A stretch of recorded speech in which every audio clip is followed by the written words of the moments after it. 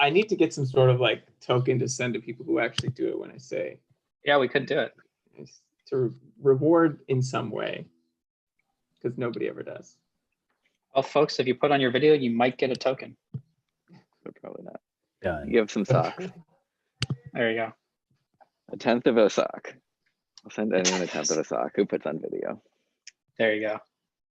That's like By the way, 10th of a $20. sock. That's Yeah. that's no joke. Oh, there There we we go. go. We got one more. Miles got tempted by 1/10 of a sock. There we go. It'll be in the mail. Just keep an eye out for a very small Little did package. you know, I meant a physical 1/10 of a sock, not a digital one. Cool. I think we're good. Hayden, if you can multitask, we can you can retweet the live stream. Yeah, I don't. Okay, let me do that right now. Cool. Other than that, I'll let Jacob do an intro and then we can get started. Yeah, sure. So cool. Yeah. So first of all, thanks so much for being a part of this, Hayden and Noah. We're excited to have Uniswap as part of Hack Money and excited to be doing this as I think probably our last final event of Hack Money before judging. So we've come to the end. It's been an exciting 4 weeks. Your team has been super helpful in the channels and just everywhere, helping people out and build on top of Uniswap. So I know I'm excited to see what people have built. I assume you guys are as well. But in the meantime, maybe we'll do a little bit of chatting about, how we got to Uniswap V1, some updates about V2, which, as everybody should hopefully know, launched on mainnet very, very recently in the last week, which is amazing. Just in time for people to bring their Hack Money projects to mainnet too. So perfect timing there. And yeah, just kind of get an idea of the story, what's up with V2, and of course, an opportunity for you guys in the audience, kind of around the world, to ask some questions to the team as well. So with that out of the way, maybe we'll start with a couple of questions maybe for Hayden, and then we'll jump into some V2 stuff, and Noah, I'd love to get your opinion on that. So Hayden, I'd love to know kind of how you got into Ethereum in the first place, and maybe what you were working on beforehand. I know it's an interesting story. I think it would be cool for everybody else to hear too. Yeah, before working on Uniswap, I was a mechanical engineer. So I graduated in 2016, May 2016, from engineering school. And then I spent a year working as a mechanical engineer, doing like thermodynamics, basically like tracking heat flow in car designs. I was working at Siemens. I got laid off after about a year. And I was, at the time I was starting to get a little bit into crypto. I had a friend, Carl Flourish, who at the time was working at Consensus, and then he moved up to the Ethereum Foundation.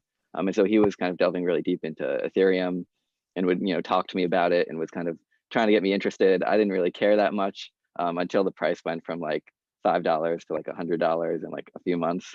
And then I was like, okay, maybe it's interesting. But it timed out nicely where I got laid off and I had a call with Carl, and he was basically like, congratulations, you're now an Ethereum developer. I was like, I don't really know how to develop that well, but I guess I'll try it out because I didn't know what else to do. So I spent a few months experimenting with Solidity, learning how to write token contracts. But I wasn't really sure, like, what, I don't know, it just started to feel like I needed like a bigger project to learn on. And so, Carl actually, once again, he kind of pointed me towards this blog post from Vitalik, which was talking about automated market making and, a different way to kind of make a trading platform or an exchange. And that ended up being kind of like the earliest version of Uniswap. And I spent a few months kind of building out, just basically kind of trying to learn Solidity. And I, built out an initial proof of concept that turned out pretty well. And once I had that, kind of, I started to go to a lot of Ethereum events and meet more people. And I, heard about other projects in the space like Bancor and other, Bancor was kind of at least in doing some similar things. And, I did get some ideas from there, kind of going from just like this thing that could swap between two tokens to like a thing that could like hop between and go anything to anything. And, I kind of just continued working on it. Still pretty much unemployed for this entire time, living at home for a good portion of it. Occasionally doing a little contracting work, but I just kept working on the smart contracts and a interface for it. And I kind of eventually built out like a good enough proof of concept where, I met some people at the Ethereum Foundation. I met Vitalik in basically spring 2018. And he kind of recommended I apply for an Ethereum Foundation grant. So I did that. I got an Ethereum Foundation grant, and I kind of paid contractors to build out a front end and do design work. And I kind of finished up the smart contracts and paid smart contract auditors and formal verifiers to kind of make sure that they were secure to the extent that we could be at the time. And then that kind of like turned into Uniswap, which was pretty cool. Very cool. And yeah, I mean, obviously, like, I think most people on this call will be aware of like the kind of explosion that Uniswap kind of, it almost became like a mind worm, I felt like, where it was like, there were all these other things and all of a sudden it was just Uniswap and everybody just used Uniswap. And it became very popular very, very fast. Like, what do you think led to that? Like, was it kind of any specific design choices you made, or like, was it that like, it was like significantly better in every way, or just in a specific way? Like, what do you think led to it just like, taking off like a rocket ship? Yeah, I think it definitely wasn't something I was expecting or anticipating. When I was working on Uniswap, the scale of what I was expecting it to be relative to all these projects that had done these like huge ICOs and that were like a lot more established, I wasn't necessarily expecting it to kind of compete in the same way.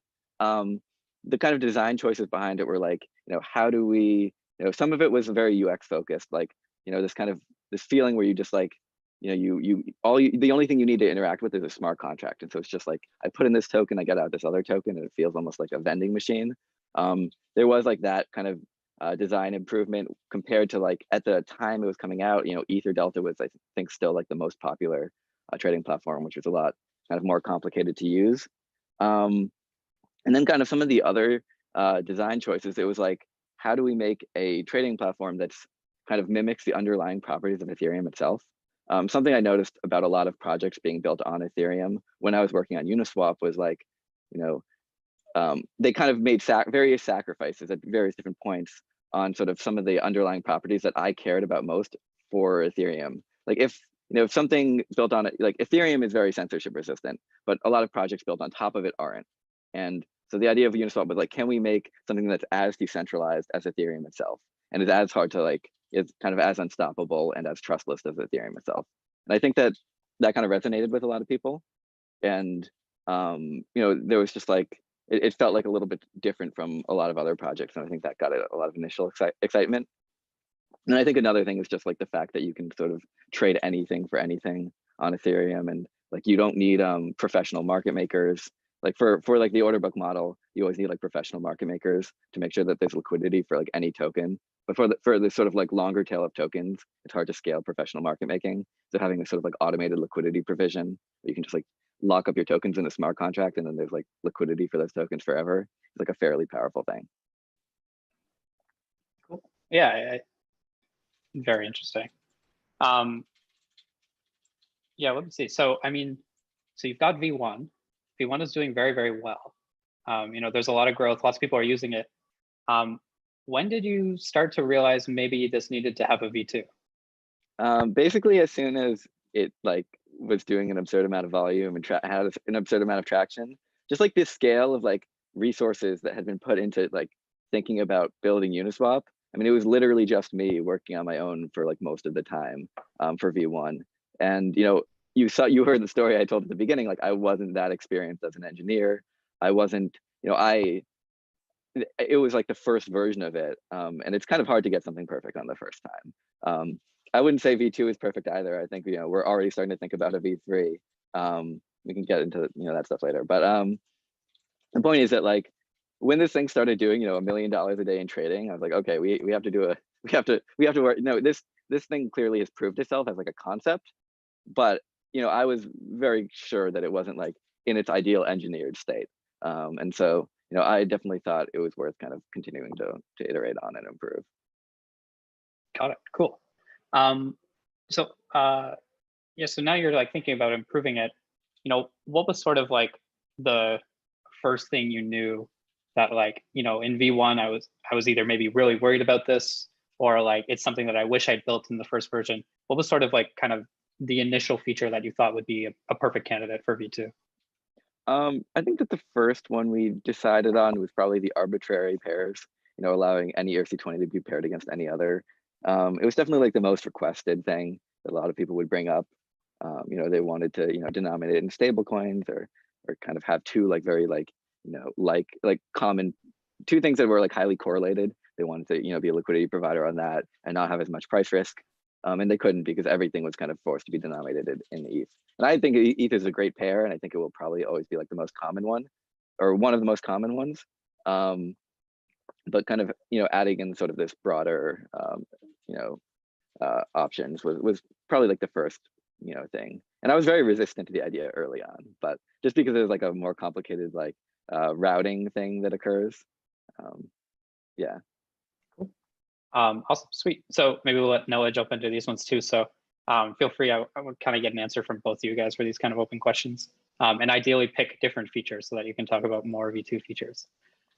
So maybe starting with Noah for this one, what is for you the most exciting feature of V2 that you think is going to have the biggest impact?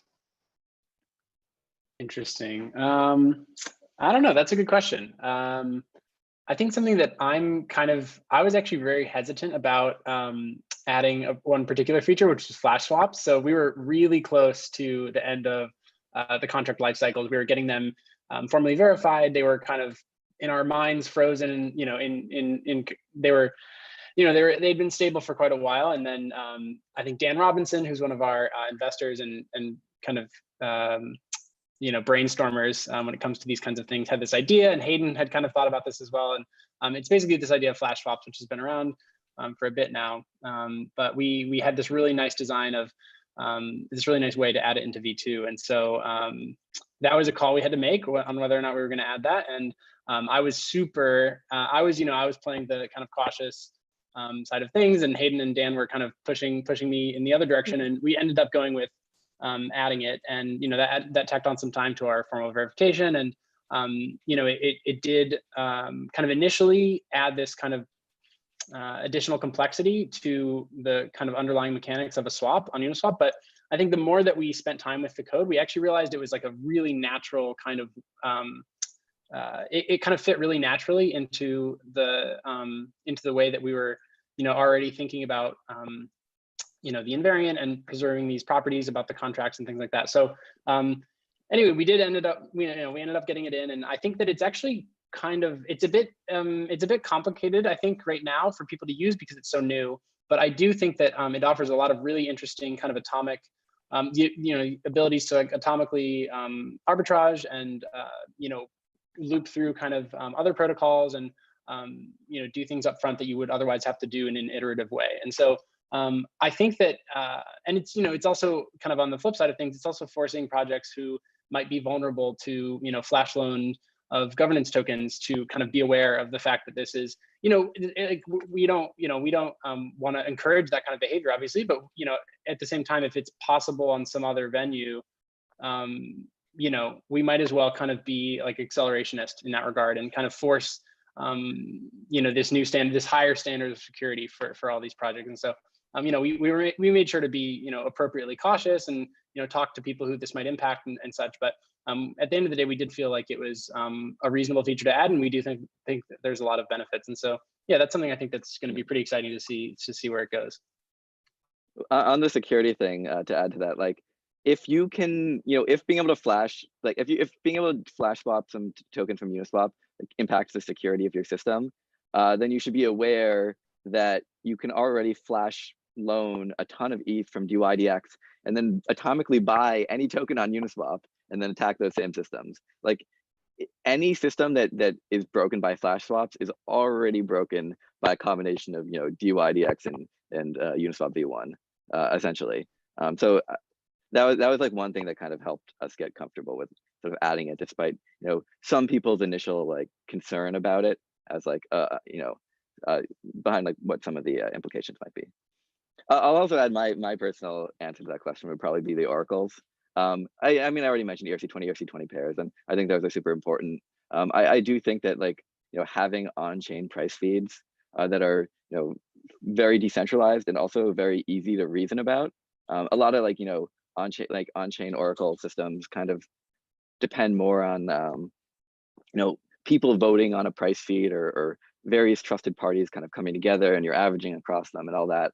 And this is like very different from any of those. It's very much just based on like, what's the amount of money you would lose moving the price on Uniswap away from the real price, and then what's the amount of money that would cost and you would lose to arbitrage if you did that every block for 1,000 blocks, if you're doing a 1,000 block average. And so it's a lot more easy. It's like a lot easier to reason about, and for some use cases, I think it's going to be really cool and important. Cool. Awesome. What about kind of the feature that was maybe the most challenging to build, and maybe it would be great to dig into what kind of hurdles you guys hit when you guys were trying to build this thing out? Do you want to take that one now? What do you think was most challenging? That's a good question, actually. I think so. Well, I think, okay, so I'll talk about one really thorny one. Hayden, feel free to maybe do some more broad one, but something that's like very technical and specific, but actually potentially kind of pretty bad is this issue of like minimum divisibility. So in Uniswap v1, the way to determine how many pool tokens, a given amount of ETH and a given amount of token would give you is basically, it just gave you the amount of pool tokens corresponding to how much ETH you sent to the contract, which is pretty reasonable, right? Because like ETH is, in v1 at least, it was this canonical base pair. It kind of had this idea of enshrined value, and it was kind of a reasonable like unit of account for v1 pool shares. But in v2, we obviously don't have this feature. We don't have this property anymore. Not every pool has an ETH component. And so we had this problem of how to denominate pool tokens. So you might just think that you could pick like the minimum or the maximum, or maybe like the average, or even in Uniswap style, like the geometric mean, which is the square of the root of the square of the product. Sorry, the root of the product. Like if you send 100 Y and 10 X, you do root 1,000. But it turns out that there's actually all these attackability issues with that. So if you mint like the minimum number of pool shares, like you send one way of one token and one way of another token, that'll give you out, root 2 or whatever, root 2 rounded down, which is one way of pool shares. But then you can actually send a bunch of value into the pair, right? You can just send, because Uniswap can't control the token balances of any arbitrary contract, so someone could take, a million way, or 1 unit, say, of this token, and another 2 million of this other token, send those to the contract. And then suddenly one way of pool tokens denominates this incredibly large amount of liquidity, right? And so that's it's this kind of really arcane attack. Like it's not really, attack is debatable, I guess, but it's this really arcane kind of pattern, and it's not something you typically do, and there's no real reason to do that. But it turns out that if you do that, then it kind of is this barrier to entry to new liquidity providers. And so you actually have to have above the threshold of tokens that were sent to the contract in order to get even one way of pool shares and kind of contribute to being an LP. And so you can get around this obviously by like wrapping or doing other things, but it's kind of frustrating. And so we did actually find a way around this.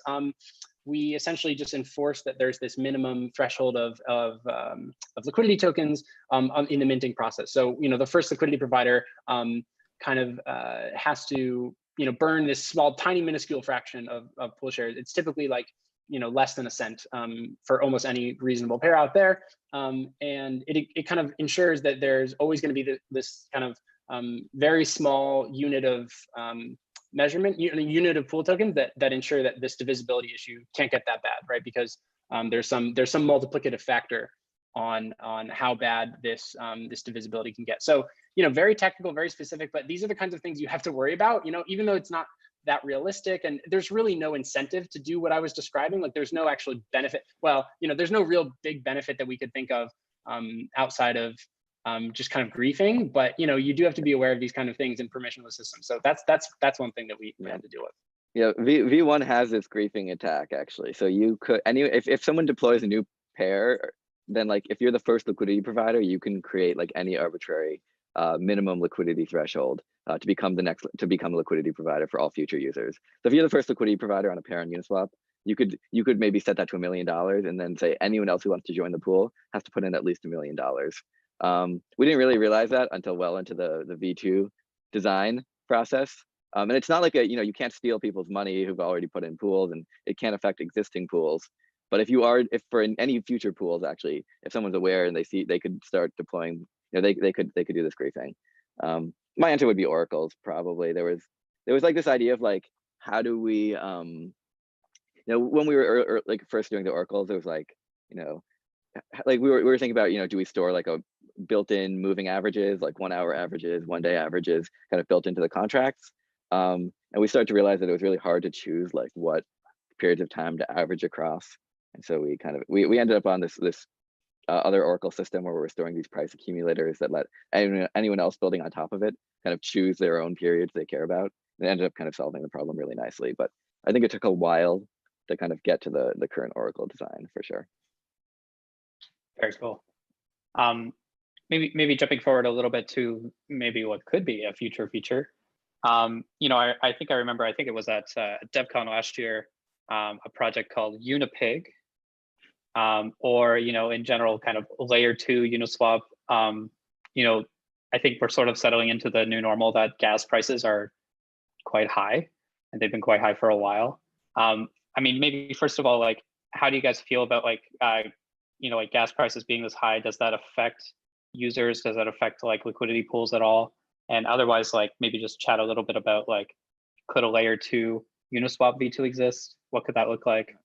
Should it be something that somebody should have built this hackathon, or maybe the next? Yeah, I think that that's a good question. So first off, it obviously does impact everyone who uses Ethereum, in that like all users are paying more towards gas fees, and it kind of sucks for them, and it's kind of a and it sucks for the platforms themselves, because it might disincentivize future usage if people have to pay a lot of fees.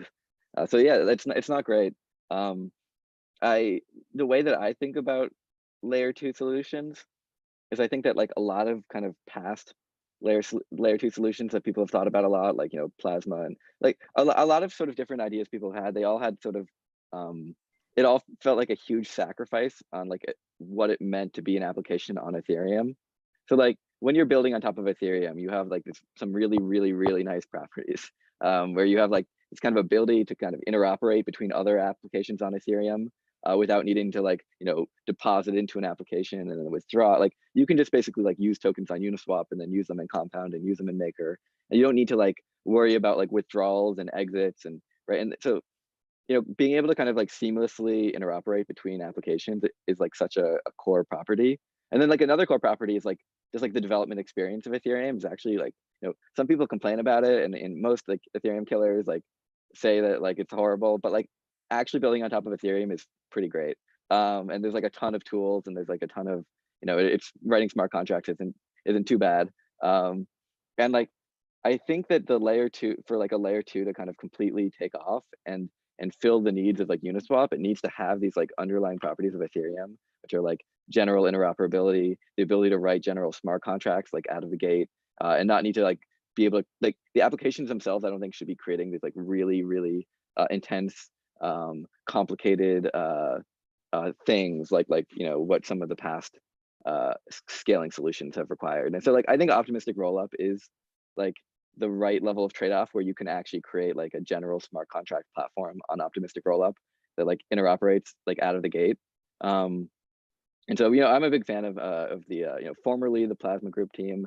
They're now called Optimism, and so they're the people we collaborated with on Unipig, and they're working on like a general smart contract optimistic rollup chain. And I expect to see a version from them that's mainnet ready at some point. And I'm very excited for it personally, and I do think that it would be worth putting Uniswap on, Uniswap V2 on. So something to note there is that like if for it to be ready for you, like almost for it to be the layer 2 that like wins or whatever, or like gets DeFi on it, like it needs to kind of support Uniswap. Basically, it needs to require like it needs to be like Ethereum, where we can just like deploy Uniswap to it, and we don't need to like build a whole like backend to it. And so we're waiting on that to some extent, but we're expecting it to happen fairly quickly as well. Got it. Cool. Days, not weeks. Yeah. Neither days nor weeks. Some longer period of time than that. But I would say that like I wouldn't be surprised if it was less than a year. for us to have like a general purpose. I wouldn't be surprised. I'm not speaking for them. For us to have like a fully general purpose, optimistic rollup chain with native solidity and all that stuff. But we'll see. Cool, awesome. And yeah, I think this has been the last question from my end. So anybody in the chat, if you have questions, start thinking about them, write them in the chat, and we'll call on you one by one. And you can just kind of ask it live. But maybe just to wrap up this section, as you think back from, your development of V2 to V1, like what are some of the things you noticed that, were sort of like beginner mistakes that you had made, or things that otherwise like just made things more difficult, as you were like thinking about designing further software? What are some things that maybe first-time developers or even seasoned developers should be thinking about when they're putting together a protocol? I don't know if I'm fairly happy with how V1 went, but I'll say that like mistakes, definitely obviously like informing people of risks. There have been people who kind of like sort of seeing things and being like, well, no one would ever do that. That's really dumb. And then like all of a sudden, like hundreds of people start doing that. So like I think that just like being really, really, really like extremely careful with informing people, of the risks of using things and kind of the just I that is like one thing that I would maybe highlight. Trying to think. And I guess also like the trade-off. I think that the mistakes that a lot of other projects are making are it's just like being aware, and probably we've made those mistakes as well, like being aware of the trade-offs that you're making, like super hyper aware, because sometimes people make like what feels to them like a very minor trade-off, and it just like very fundamentally changes like the entire like all the security properties of their system. Or suddenly like this one small like change that you made, like now you're like dependent entirely on like some small trusted party for like everything in your system to work. So yeah, I just think like trade-offs are like under considered sometimes, like the implications of them. I don't know. Yeah, I don't have too much to add. I think the one thing that, just from a slightly more practical perspective, that differs between V1 and V2 is that V2 has this kind of core helper separation, where the core contracts are kind of very minimalistic, very brutalistic, and really only exist to kind of verify the security and safety of Uniswap, and make sure that X times Y equals K is preserved more or less, and that liquidity providers aren't going to be fleeced in any way. And then, we have this whole constellation of external contracts, which are responsible for, maintaining oracles and performing flash swaps, and even just doing the very basics of kind of routing between multiple pairs in order to support trading for users and front-end interfaces. So I think that this is really nice because it's very extensible and it's very flexible, and approves can be given fairly freely to these kind of helper contracts, because they should be extremely simple, stateless, never doing anything that's at all suspect or complicated in any way. So very easy to verify the properties of. And so that's something that we're pretty excited about, just because there's always new exciting ways to like transfer ERC20 tokens, or perform different types of swaps that swap to like different swap to prices, or other kinds of things. So that's something that we're kind of we want to keep doing going forward, and we'd like to see other projects do, is kind of separate out these core pieces of logic from helpers. Yeah, I agree with that. That's a good answer, but much better than mine. Sounds good. Cool. Awesome. Well, let's turn this over to the audience. Ultimately, like why we're here. So, I think Vineet had a question. Vineet, I don't know if you're able to like unmute and ask it yourself. If not, I'm happy to repeat it.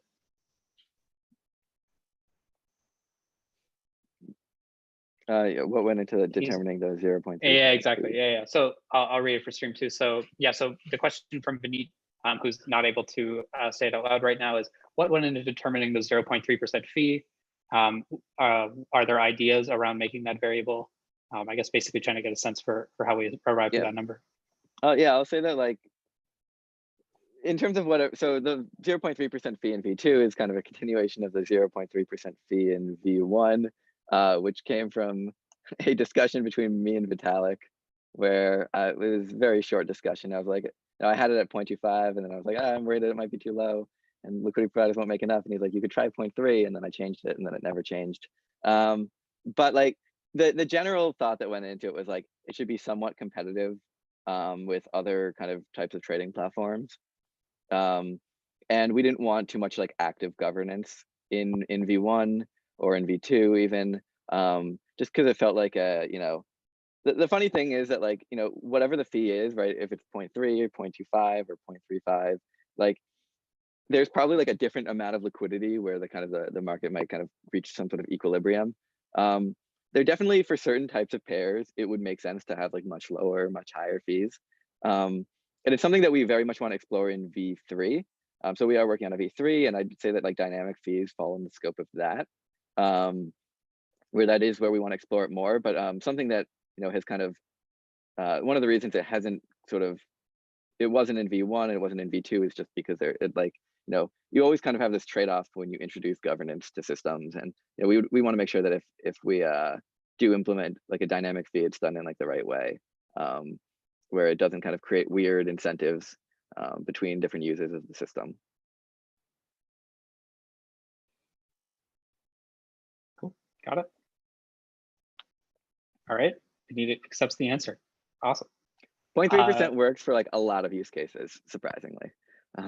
For a lot of pairs, it actually works fairly well. I'll add that. Cool. Awesome. So I think Vaibhav, I think that's how you pronounce that. I'm probably wrong. Are you able to? Okay, he won't be able to speak as well. All right, so I'll read out his question as well. So what are the solutions present that would prevent quote unquote bots to take majority liquidity pool portions of pairs, and the majority part of the fees being before a large trade hits the pool, leading to bribe/griefing of existing liquidity pools? All right, that was mentioned in the discussion section of our audit report. So basically the idea is that like someone is making a swap, and then ahead of that swap, someone adds a ton of liquidity to the pool. And then at the end of that swap, they remove that liquidity. And so they got like a large portion of the fees for like a single trade. I think am I interpreting that correctly? I think so. I mean, the interesting thing there is basically what you're doing is you're increasing the liquidity for that trade, and you're actually improving the trade execution rate for that user. It's debatable if this is actually bad behavior. I don't know. I'm not actually 100% convinced it is bad behavior, because you're kind of taking on that price movement. You're giving a better trade, a better execution rate, and maybe it makes sense for you to kind of give. It's almost like should liquidity providers be actively withdrawing and adding liquidity constantly, or not? Based on kind of certain transactions or based on certain periods of time. But I'm not convinced it's like bad behavior at all. It improves the trade execution rate. So cool, makes sense. I see another comment in here from Miles. I'm not sure, is that a question from you, Miles, or is more of a comment? No, it's a question. Okay. Well, it's just kind of like thinking through this problem. I don't know if it's a direct question, but so I agree that it's easy to change to reason about the cost of artificially changing a price for a TWAP within a defined time. But if the attacker holds a large number of pool tokens for the pool that the TWAP is based off of, and then pulls them out right before their attack, how would you kind of handle that? Is there a way to handle that? Is that being handled in a way I don't fully understand? wait, so okay, first, yeah. Go ahead. If the attacker holds a large number of pool tokens, and then they pull out the liquidity right before an attack. So okay, so you're talking about like the liquidity component of these sort of TWAPs, right? Is it like the cost to change the price? Like you're saying, okay, if the TWAP has 1,000 blocks, then pushing down the price by this much costs this much. But if the attacker holds pool tokens and then pulls out a bunch of liquidity and then executes their attack. Yeah. So that's actually a very interesting point. And there have kind of something that we've thought about a lot, which is like you do have this ability to get these TWAPs, but it's hard to get to know exactly what the liquidity balances was in the contracts at every moment in between, right? And so it is true that that's a very interesting scenario, but there are kind of interesting ways of handling it as well. So one thing that I've thought about as like a really interesting mitigation here is, for example, you could have an Oracle system let's say that you have a project that's using Uniswap v2 as an oracle. It's very important for it to have liquidity for the safety of the oracle itself. They could, one thing that they could do is they could direct a fee of, a small like fee stream maybe from their own system, and basically pay those fees to liquidity providers who time lock their liquidity tokens. And then you could basically have like liquidity that's guaranteed to be in the contract for like the duration that you care about. And you can make like stronger guarantees. So you can make guarantees by basically like, locking up liquidity tokens in a smart contract. It may be in the Oracle contract itself, which could give you like a very, very strong, like, which then you would be able to say, okay, well, I know for a fact that there was $1 million in this contract for this entire period because, the liquidity tokens were in the contract the entire time. So that's one interesting way to handle it. Or if the liquidity is ever withdrawn, the Oracle contract would know because it was pulled out of the Oracle contract itself. Cool. Yeah, that makes sense. Thanks. Cool. We've got a question from Trent. So this is a little less technical, but I'm curious how you guys approach branding and memeing, and what % of your sort of product strategy is centered around picking the perfect emoji. Like, how long did it take to pick the unicorn emoji, and how important is that to your product strategy?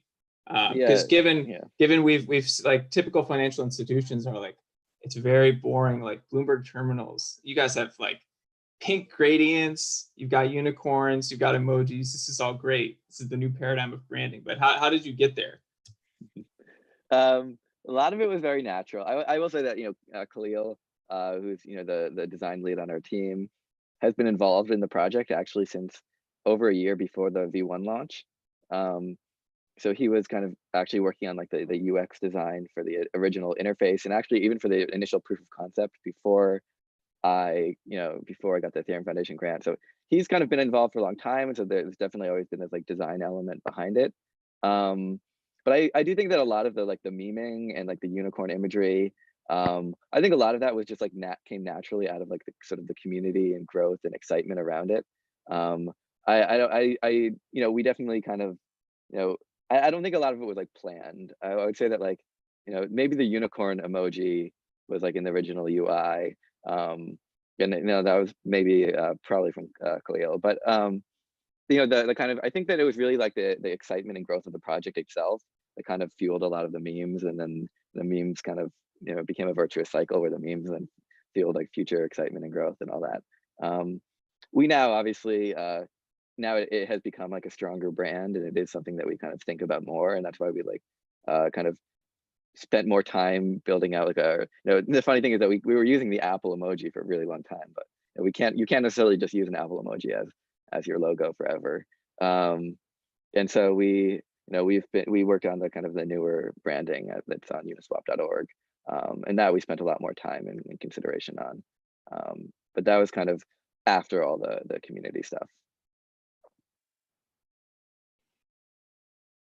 Cool. Mr. Will, would you like to ask your question? Yeah. So if you were to have just like a bunch of ETH that you wanted to like efficiently deploy into a Uniswap pair, so say the pair was like a token-to-token pair, like independent of ETH, and you wanted to swap on like a ETH token pair to get the appropriate amount of tokens for each side. Is there an efficient way to do this without having a lot of like dust left behind? Because I know you can use like either an arbitrary amount of ETH to get exact tokens or like vice versa, but how do you maximize that amount of ETH and still keep the right ratio of the two tokens? Want to take that now?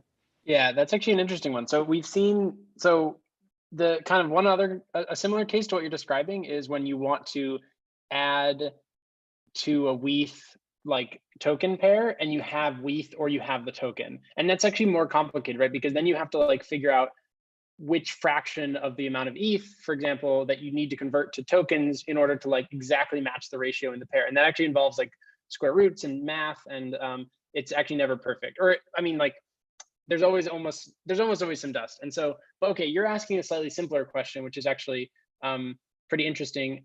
Yes, there is a perfect way to do it without dust. You do need some slippage parameters to control the safety of the transaction, but the way it would work is basically like, you know, token A and token B, and then there's a WETH token A, a WETH token B pair. So three total pairs.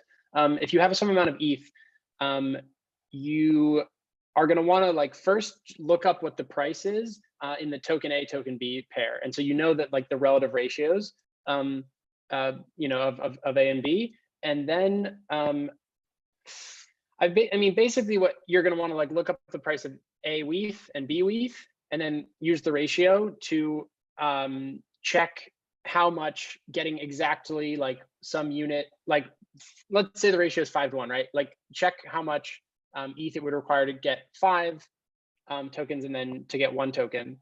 And then, you know, swap for exactly that amount. And then you know, because you've looked up the price already, that is the amount that you can add to the A-B pair. But actually thinking about it, I do think that there's going to be some roots involved. And so I actually don't know if it's possible to do without dust. I would need to like think about it a bit more. But the one thing to note is that if there's only a tiny amount of dust due to like rounding error math, it's typically like a trivial amount, and you can actually donate it to the pair. So like if you can't deal with this for whatever reason, and like you can't send it back to the user, or you don't want to, or whatever, it is possible to just like donate small amounts to pairs if it's, again, due to like rounding error and not like slippage. Because if it's slippage, you know, you do need some parameters to control, like if the price changes dramatically between when the transaction is broadcast and confirmed, you know, you need parameters to control that safety margin. But yeah, I don't know, it's a bit complicated, but it's probably possible. I also just sent a link to the chat, which is our swap to price example contract. So that's basically doing what Noah was initially saying, which is like, if you want to buy up to an exact price, you know, you can basically use that. This contract shows you how, and that maybe will help a little bit with kind of some of what you're saying. You can also ask us in the Discord. It's a little bit hard to do fully live vocally, but you know. I was messing around with it, so it is a little bit complicated to try and like do it efficiently. So I was seeing if you guys had some insight, which I'll check out this contract. Yeah, you can check out that contract. Also in our Discord, you could also try to ping Dan Robinson. He spends a lot of time experimenting with Uniswap math, like a lot of time. And so, you know, you might be able to get some interesting ideas from him as well. Awesome, thanks.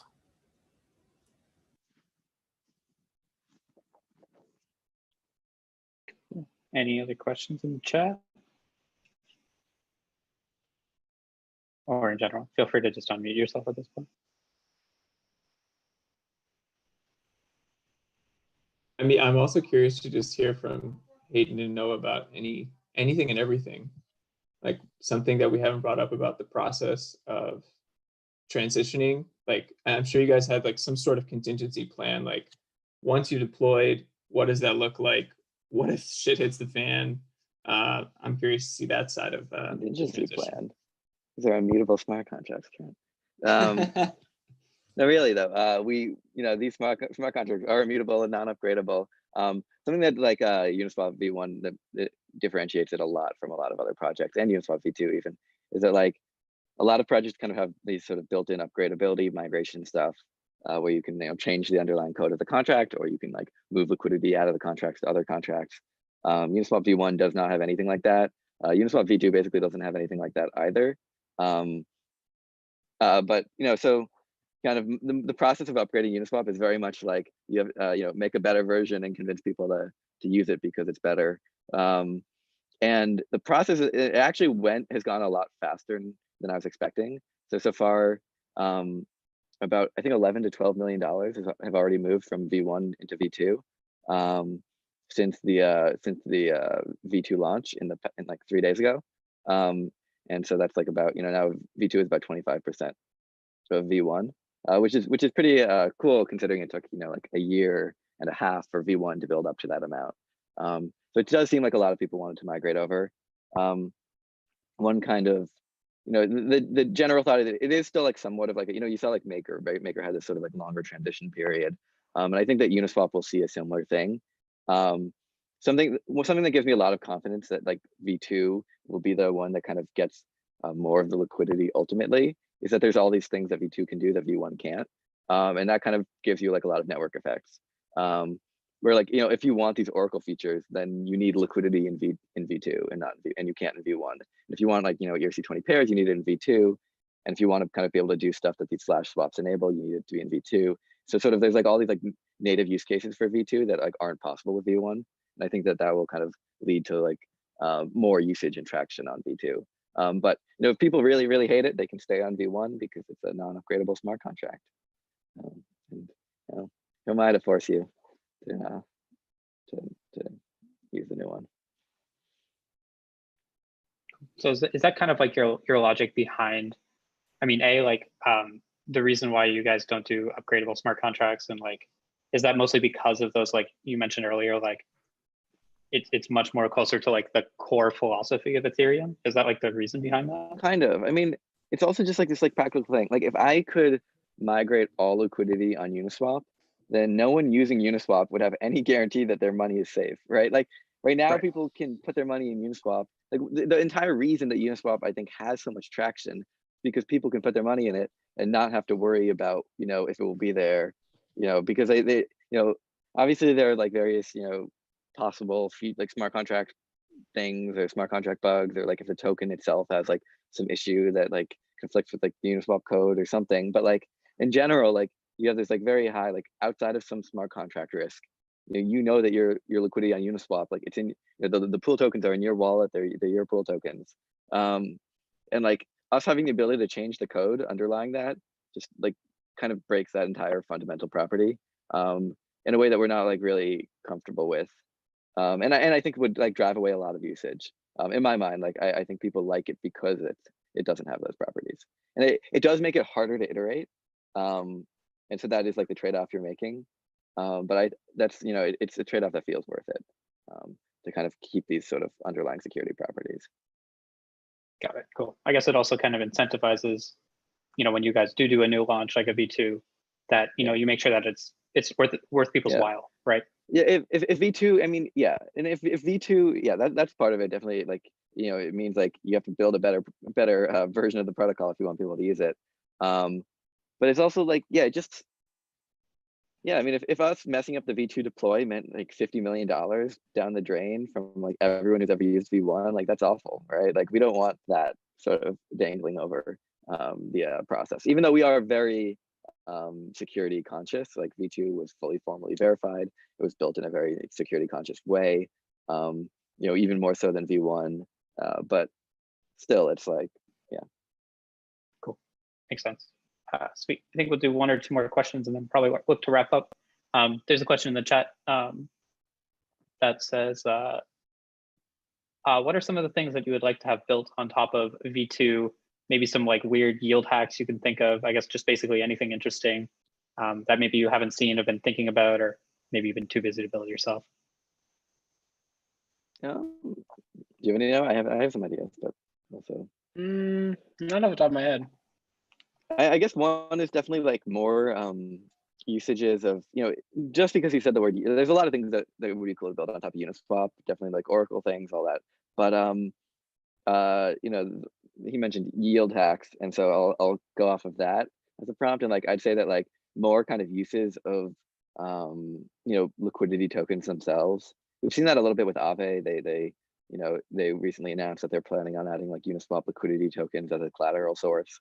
You know, on Aave, and you can, you know, and then that basically allows you to kind of modify your exposure as a liquidity provider, where, you know, for example, if you were to let's say that you like one yield hack is basically like if you provide liquidity on like the ETH to DAI pair, and you use the ETH to DAI liquidity tokens as your collateral, it's basically like, let's say you put in ETH and then you borrow if you put in ETH into Uniswap, and you borrow the DAI component, and then you use your liquidity tokens as collateral for that entire thing. Like let's say you almost did it out of order, right? Where the liquidity tokens at the end basically are the collateral used to borrow one of the two underlying tokens. That's like a very big fundamental change in like what the position is when you're a liquidity provider on that pair. Like now you're obviously paying like borrowing fees but you're also like maybe earning lending fees if people want to borrow the pool tokens. But you basically are able to like reduce or remove your exposure from one of the two underlying assets. Maybe reduce it or modify your exposure significantly. And I think that there's like all sorts of kind of cool yield hacks there when you start using pool tokens as collateral sources. Very cool. Just a quick one. At what point do you think you'll stop stop hosting the V1 front end? I know people hosting their own front ends kind of makes this not really matter, but when it gets under a certain threshold, or it'll just sort of exist, you'll link to it in perpetuity for people who maybe went on vacation for 5 years or something. Okay, there's hosting. Hosting is one thing, developing is another thing, right? There's like, right, these front ends are like open source. A lot of people are running different forks of them as well. There's also like a lot of different interfaces to Uniswap. I'd say that like, only, I'd say that I think like less than 20% of the volume even would go through, one interface on Uniswap. Most of the volume is like from other interfaces, aggregators, on-chain integrations, arbitrage, like bots and like all these like native things. We're very much like a protocol company. And so like, that's definitely like even like the core focus. There is kind of this like, idea of like, how can we verify that like, or like, how can we trust like a specific like URL that we go to, which is maybe like a different issue from like hosting directly. We'd kind of like prefer to kind of have like a mutable IPFS, like kind of like deploys, and then maybe we kind of like vouch for an IPFS deploy saying like, oh, we know this like matches like the underlying code that we believe is safe. That's like more of like a kind of a, in terms of like, we're not like really actively doing any development on the V1 version of the interface. It's kind of, we don't have, we're a small team. We can't really be maintaining multiple interfaces and also building a protocol. So we'd honestly like to see more like interface work move to other projects and other teams anyway. So the V1 interface will probably be hosted on like a permanent IPFS link or something. And other people can have forks that if they want to continue to maintain them. But it's not something that we want to like actively work on. But the V1 smart contracts, right? That's what's important. The V1 smart contracts will live on Ethereum forever and work forever. And, the code for the V1 interface will always be open source. So. Gotcha. Thanks. Sweet. I think barring any last minute questions, maybe we'll wrap it up here. I agree with what Will Everybody's said good? about flash swaps being used to kind of make the out of order. Yeah, for sure. Yeah, be sick. All right, cool. Well, I think with that being said, thanks so much, Hayden and Noah, and everybody else who came and attended, for your questions, answers, everything. Really appreciate the chat. Looking forward to seeing what everybody's built at the end of this week. So for everybody who's watching, who's part of Hack Money, make sure you submit by the end of Sunday night. That is the deadline. If you miss it, there's no backseas. So make sure you get that. Make sure you get something in by Sunday night. And yeah, thank you so much again. And enjoy the rest of your hackathon and the rest of your days. Thank you. Thank you for hosting this and having us. Thanks, guys. It's been an awesome event. Thanks, everyone. Awesome. Take care, everybody. Bye.